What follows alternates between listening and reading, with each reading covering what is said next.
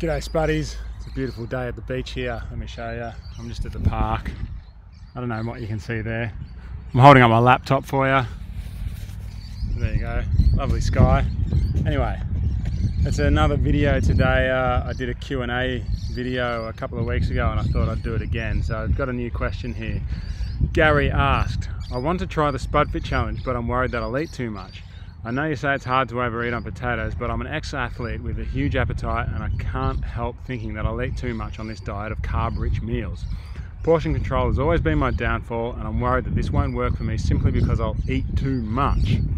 So, two sort of parts to this answer. Well, first of all, I'm a former athlete myself. I was a long time ago in a former life, I was an elite marathon kayaker. So, yeah, I can relate to that. Huge appetite that an athlete might have, and I even used to go to have eating competitions with some of my mates at all-you-can-eat restaurants and things like that. So yeah, I can definitely relate to that. First thing I want to pick up on is this idea of it won't work for you. It won't work for you. And I think before we even start, it's really important to define what we mean by the word work. What does working look like for you? What does it mean if it works? Since you're talking about portion control and all that sort of stuff, then I'm going to assume that you're talking about weight loss. For you, working means losing weight. And I've got some ideas on whether you should actually try to lose weight, which I'll link to another blog post on in the description below about why I think it's a bad idea to try to lose weight specifically.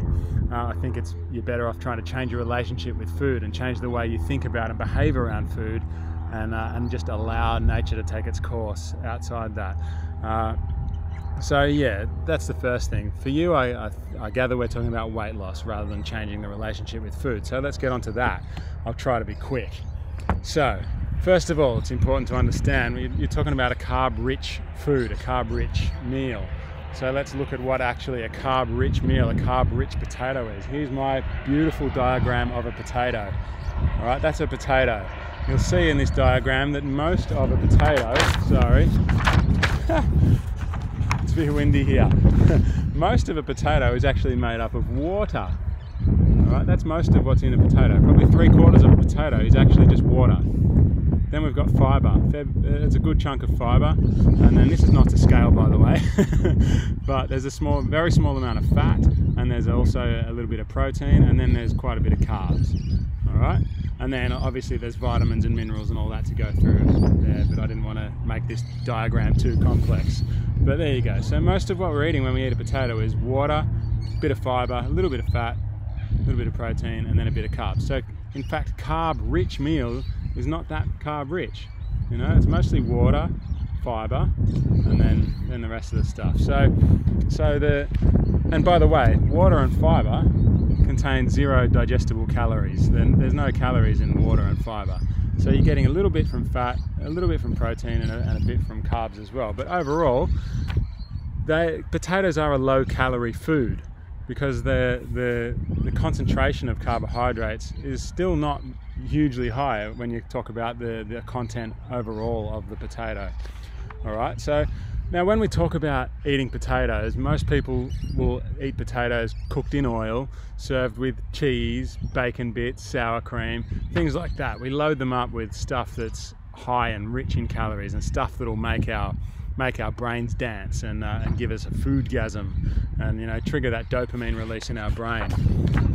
So now let's look. Here's another thing. We're talking about calorie density now. So if you look at the potatoes cooked in oil, deep fried, baked or roasted in oil, if you have, let's say, 400 calories on oil, again, this is not perfectly to scale, this is just me estimating, but a couple of tablespoons, maybe three tablespoons, 4 tablespoons of oil, that'll fill up just the bottom part of your stomach. This is an excellent diagram of a stomach, by the way. This is art that you're looking at here. This is a stomach, just the bottom part of it filled up with oil. All right, that's 400 calories. All right, so not much. If you load your potatoes up with oil, that's what you're getting. You're getting not much stomach filling sensation for a lot of calories. Now, turn the page.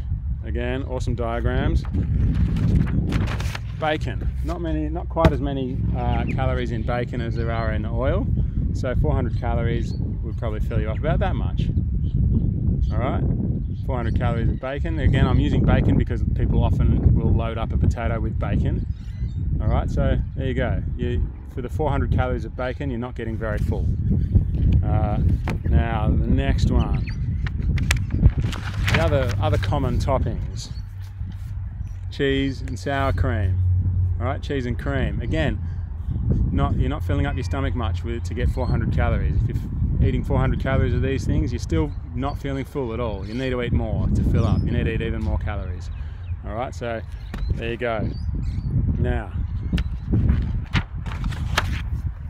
potatoes. 400 calories of potatoes. Whoops, there we are. If you eat 400 calories of potatoes, you're going to fill up your stomach. It's going to be totally full. All right, it's going to be, it's even going to be full to overflowing. If you're eating 400 calories of potatoes, there you go. It's so hard, it's almost impossible to eat too much potatoes, to eat too many calories. And even if you do eat too many calories, there's not really anything to worry about, because what's going to happen is your body's hunger systems, you're going to stay full for a long time. Basically, you're going to stay fuller for longer with potatoes. They're one of the most satiating foods around, so if you eat potatoes, you stay full for longer. And yeah, this is a very important point to make, that you need to think about the foods that are going to keep you satisfied for a long time. And there have been studies that have shown that potatoes are number one. They're king for satiation. All right, they keep you full for longer. All right, so yeah, to keep on going with that theme from earlier about the foods that trigger your dopamine hit in your brain, that's another thing. So when you're eating your potatoes with oil, cheese, cream, bacon bits, those sorts of things, not only do they increase the calories in potatoes, they'll also increase your desire to eat more through these dopamine hits in your brain. They make you want more and more and more. So potatoes, plain potatoes, don't make you want more. All right, you just eat them and you're full, and that's it, you stop. But when you're eating these other foods that trigger the pleasure centers, then you want more and more and more, and it makes it hard to stop. So then it's a double effect. It's increasing the amount you eat. So back to the original point. I'll try to wrap this up quickly. Gary, I challenge you to try eating some plain, cold, boiled potatoes or baked potatoes, whatever, and just actually try to overeat. See how much you can eat.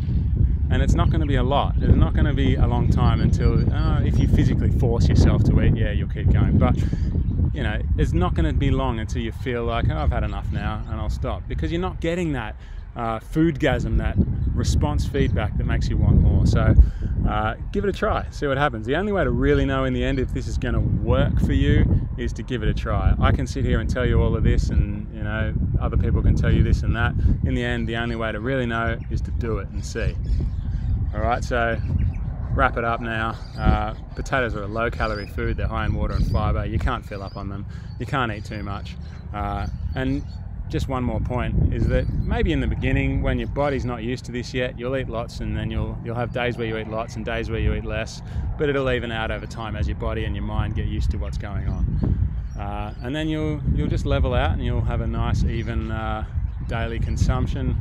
And not only that, but your thoughts will clear up as well. All right, that's it from me. This video's gone long enough. Calorie density is where it's at, folks. Spuds are low calorically dense. They're not highly calorie dense foods. So you can eat lots of them without overeating. All right, that's it. Good luck, Gary. And if anyone's got any more questions, then go to www.spudfit.com, send me a question. Spud up, everyone.